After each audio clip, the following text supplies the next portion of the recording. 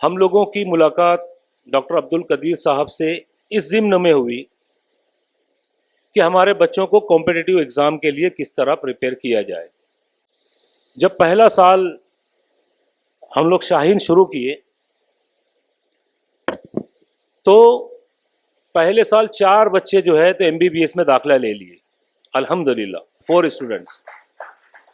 उसके बाद दूसरा साल आता है, सीधा 19 बच्चे MBBS में एंट्री कर लेते हैं। अल्हम्दुलिल्लाह थर्ड ईयर में 33 स्टूडेंट्स गवर्नमेंट सीट हासिल कर ली। अभी फोर्थ ईयर था, अभी मैंने कैलकुलेशन तो पूरा टोटल नहीं किया है, लेकिन पहले राउंड में गवर्नमेंट MBBS सीट 30 स्टूडेंट्स से पहले राउंड में ले लिया, अल्हम्दुलिल्लाह मालेगांव से। तो खैर इन सब के पीछे का राज जो होता है, वो उसकी जो चाबी होती है वो कहीं और होती है, फैसले कहीं और से हुआ करते हैं। आप लोगों को बताना चाह रहा हूं कि ये जितनी चीजें सीखे हैं हम लोग, अगर उसको वाकई में अगर हम लोग अपनी जिंदगी में देखना चाहते हैं तो हम लोग देने वाले बन जाए, देना शुरू करें इंशाअल्लाह ताला जो है, तो आप देखेंगे कि आपको सक्सेस मिलना शुरू हो जाएगी। बहुत बहुत शुक्रगुजार हूं कि आज अल्लाह सुब्हानहू व तआला ने हमको जो मौका दिया है, मौका मिलना बहुत आसान बात होती है, उससे फ़ायदा उठाना और उसके साथ जस्टिफाई करना, ये बहुत कम लोगों को इसका एजाज़ मिलता है। मालेगांव आज से 4 साल पहले शाहीन एकेडमी वहाँ पर इस्टेब्लिश हुआ। महाराष्ट्र में चूँकि पहले सेट एग्ज़ाम होता था नीट के लिए, 6 साल पहले नीट महाराष्ट्र में भी आ गया। हमारा शहर उलमा का शहर, मदारिस का शहर, तालीम का शहर कहा जाता है और कहा जाता था। हर साल 10th और 12th पास करने वाले हंड्रेड्स ऑफ स्टूडेंट्स को एजाज़ दिया जाता था। मगर जब हम तलाश करते हैं कॉम्पिटिटिव एग्ज़ाम के लिए कि हमारे बच्चे वहाँ तक कितने बच्चे पहुँच पाए, तो उसका रिज़ल्ट ढूंढना बड़ा मुश्किल हुआ करता था। MBBS के लिए गवर्नमेंट सीट नीट एग्ज़ाम आने के बाद एक भी बच्चे नहीं मिल रहे थे मालेगांव में, एक भी बच्चा नहीं निकल पा रहा था। इसी फिक्र में हम लोगों की मुलाकात डॉक्टर अब्दुल कदीर साहब से इस ज़िम्न में हुई कि हमारे बच्चों को कॉम्पिटिटिव एग्ज़ाम के लिए किस तरह प्रिपेयर किया जाए। अल्हम्दुलिल्लाह मैं अल्लाह का शुक्रगुजार हूँ कि अल्लाह सुब्हानहू व तआला ने ऐसी शख्सियत से मिलवाया। मैं इसके पीछे का राज भी आज बताना चाहूँगा डॉक्टर अब्दुल कदीर साहब का। मैं बहुत रिसर्च किया हूँ कि इनके ऊपर अल्लाह सुब्हानहू व तआला का साथ क्यों है, अल्लाह सुब्हानहू व तआला बरकत क्यों देते काम में, इनकी ज़िंदगी में, इनकी सेहत में, इनके चलने फिरने में, इनकी हिम्मत में, इसके पीछे का राज क्या है।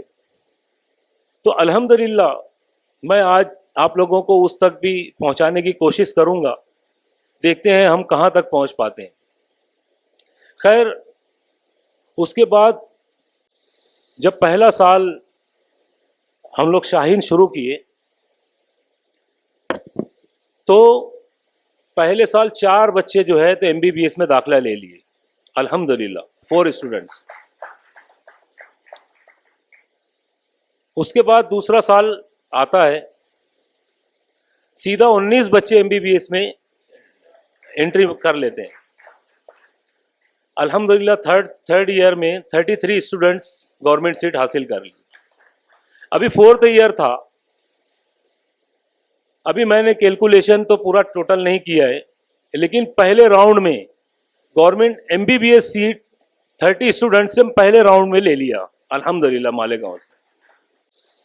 तो खैर इन सब के पीछे का राज जो होता है, वो उसकी जो चाबी होती है वो कहीं और होती है, फैसले कहीं और से हुआ करते हैं।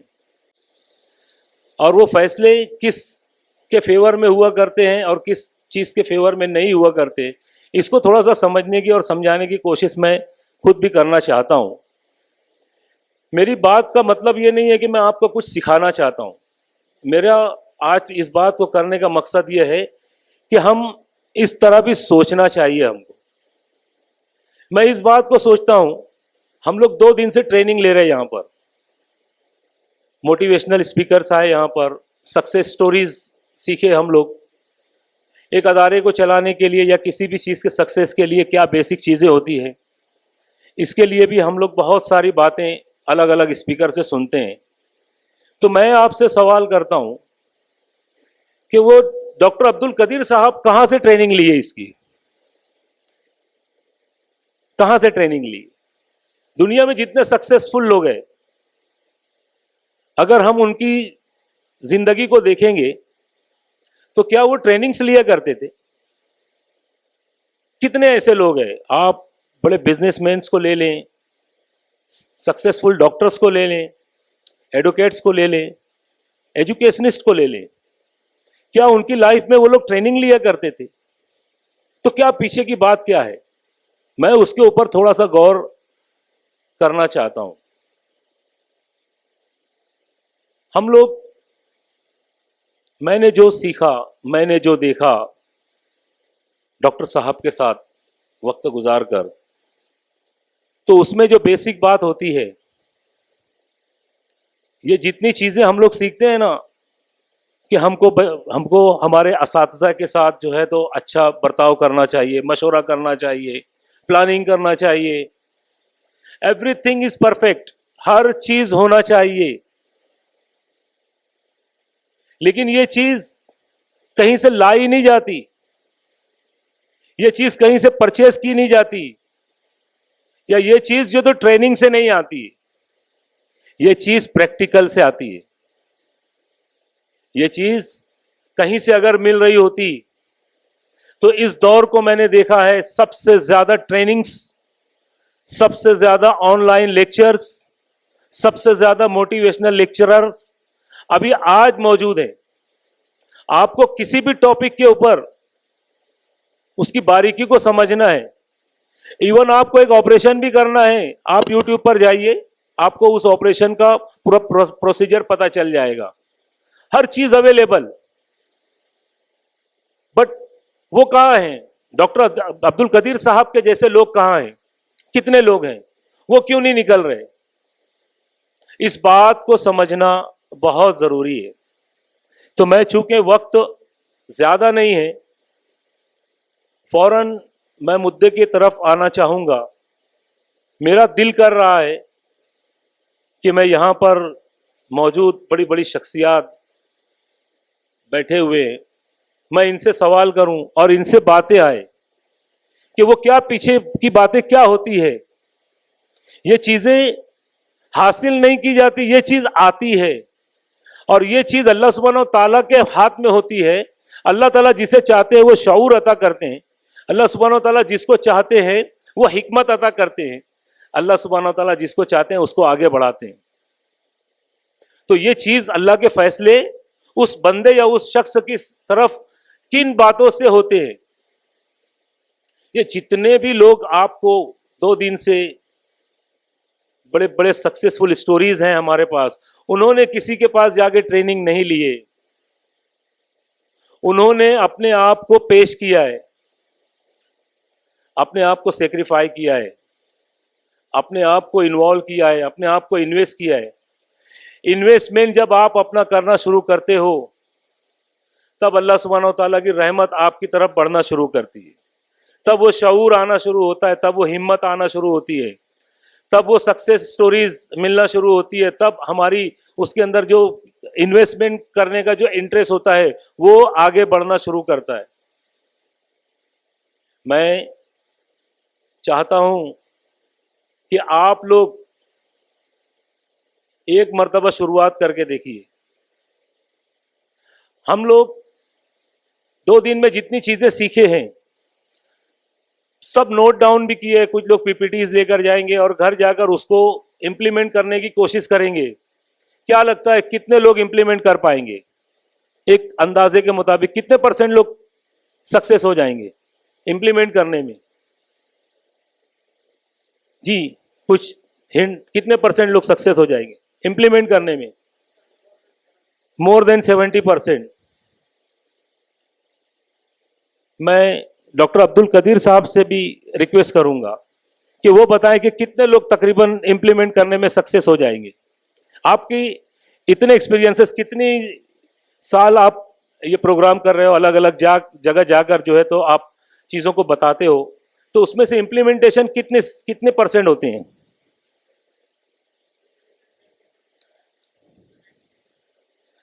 10% इंप्लीमेंट होता है, ये उनका एक्सपीरियंस है।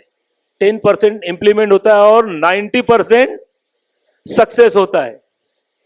तो देखिए इस बात को समझने की कोशिश करिए कि ये 90% इंप्लीमेंट होता है, इसका मतलब ये नहीं है कि वो 10% इंप्लीमेंट होता है, वो 90% इंप्लीमेंट करना नहीं चाहते, ऐसा नहीं है। वो 90% शुरुआत कैसे करें वो उनको मिलता नहीं है। तो शुरुआत जो करना है वो भी, उसकी भी चाबी और उसका भी जो सक्सेस स्टोरी है वो आपको अब्दुल कदीर सर के साथ मिल जाएगा। कि सबसे पहले देना शुरू करिए। देना शुरू करना, इसको भी लोग समझ नहीं पाते कि देना किसको बोलते हैं। आप अपने एक बच्चे को किराना दुकान पे भेजिए। एक छोटा सा बच्चा किराना दुकान पे जाता है और उसको उसकी मां कहती है कि 6 एग्स लेकर आना, अंडे। तो वो दुकानदार के पास जाता है, तो एक अंडा चूंकि 10 रुपीस का होता है तो वो 60 रुपीस लेता है और 6 अंडे देने की कोशिश करता है। जब वो 6 अंडे देने की कोशिश करता है, वो देखता है कि इतना छोटा बच्चा है, इसको लेकर कैसे जाएगा। तो उसका हाथ देखता है, फिर 3 अंडे एक तरफ पेपर में बांधता है, फिर एक तरफ 3 अंडे पेपर में बांधता है और उस बच्चे के दोनों हाथ में 3-3 अंडे रखता है और कहता है इसको संभाल कर ले जाना, कहीं टकराना नहीं इसको। वो जब लेकर चलता है तो मैं अगर वहां पे खड़ा हूं तो मैं ये देखूंगा कि उसने इस बच्चे को दिया क्या। उसने उस बच्चे को अंडा नहीं दिया, अंडा तो उसने उसकी कीमत ली है। उसने जो दिया है, जिसकी कीमत नहीं ली है, वो उसने उसको उस हिसाब से दिया, उसके अंदर अपनी चीजों को इन्वॉल्व किया, इनपुट किया, जिसकी उसने कीमत वसूल नहीं किया। तो ये चीज होती है देना।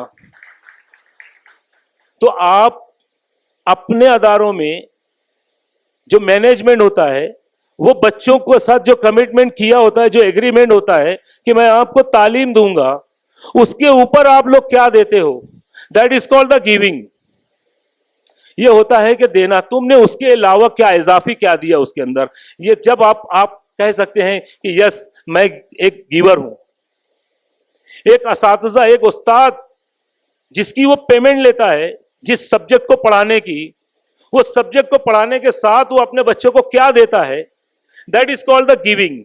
जब हमारे अदारों में ये चीज आ जाएगी तो फिर ये जो है, ये शऊर और ये जो चीजें हैं अल्लाह सुब्हानो तआला हमारे अंदर डालना शुरू कर देंगे। तो मैं आप लोगों को ये बताना चाह रहा हूं कि मैं इनके साथ पिछले 10 सालों से हूं। काम मैंने शुरू किया 4 सालों से, ये 5th ईयर है। लेकिन इनके साथ काफी जगह पर कॉन्फ्रेंसेस में और एक किसी वजह से ताल्लुक रहा, तो मैंने देखा है इनको देते हुए। अभी मालेगांव विजिट करेंगे, कोई भी अदारे में विजिट करता है तो पहला सवाल क्या होता है, तुम्हारी इनकम क्या है जी, क्लोजिंग इनकम क्या है, कितना कमाई हुई, कितने एडमिशन हुए। नो नो नो नो, उनका सवाल ये नहीं होता। उनका सवाल ये होता कि आपने दिया क्या, हम क्या दिए ये बताइए।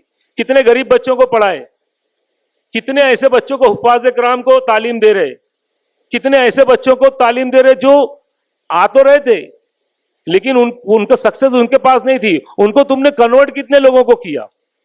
तो ये होता है गिविंग। तो ये चीज जो है तो आप सक्सेस स्टोरीज, हर सक्सेस स्टोरी के अंदर आप मिलेगी। आप किसी भी जगह जाइए, आप मैकडोनल्ड में जाइए, अगर वो सक्सेस है तो उसके अंदर आपको मिलेगा कि उनके साथ में आपको कुछ एक्स्ट्रा मिलता है।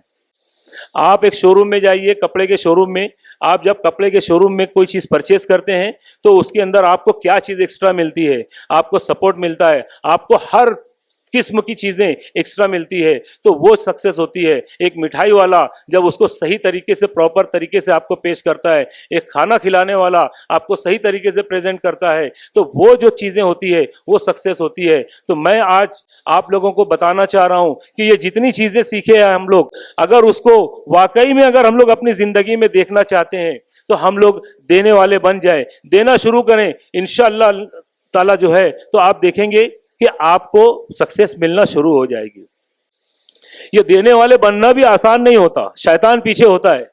जब हम लोग कोई चीज देना शुरू करते हैं तो कैलकुलेशन पीछे चलना शुरू होता है कि इससे क्या नतीजा निकलेगा, इससे क्या मिलेगा, इसमें एक पैसा कितना लगेगा, इसका बदला क्या मिलेगा। ये सब चीजों को, इन सब चीजों के लिए भी अल्लाह सुब्हानहू तआला ने बहुत सारे तरीकाकार जो है तो कुरान शरीफ के अंदर बताए, जिसके अंदर सूरह मुजम्मिल के अंदर अल्लाह सुब्हानहू तआला ने बताया कि इंसान को सक्सेस होने के लिए, इंसान को आगे बढ़ने के लिए जो चीजें जरूरत होती है, उसके ऊपर कायम रहने के लिए दो चीजों की बहुत सख्त जरूरत होती है। नंबर एक चीज होती है अपनी जबान पे कायम रहना, और दूसरी बात होती है अपने नफ्स पे कंट्रोल करना। ये दो चीज अगर हमारे अंदर आ जाती है तो फिर हमारे लिए ये देना बहुत आसान हो जाता है। और that is the investment what Allah subhanahu wa ta'ala has given the detail of the whole Quran, that what you will give and what you will get। तो वो चीजें जो है तो हमको मिलना शुरू हो जाती है। तो मैं अल्लाह सुब्हानहू तआला से दुआ करता हूँ कि सूरह मुजम्मिल की जो आयत है, इन्ना नाशियतल लैल हिया अशद्द वतअ व अक़वम क़ीला, रात में कयाम करना अपने नफ्स की शिद्दत को और शिद्दत को कम करने में, और वह अक़वम क़ीला अपनी कही हुई बात पर कायम रहने में मदद करती है। तो ये अल्लाह सुब्हानहू तआला हमारे अंदर अगर जिंदगियों में आ गई तो हमारे लिए ये देना बहुत आसान हो जाएगा, और इन्वेस्टमेंट जब करना हमारे लिए आसान हो जाएगा तो फिर सक्सेस स्टोरीज हमारे पास, हमारे आगे आगे और हमारे पीछे पीछे चलेगी इंशाअल्लाह।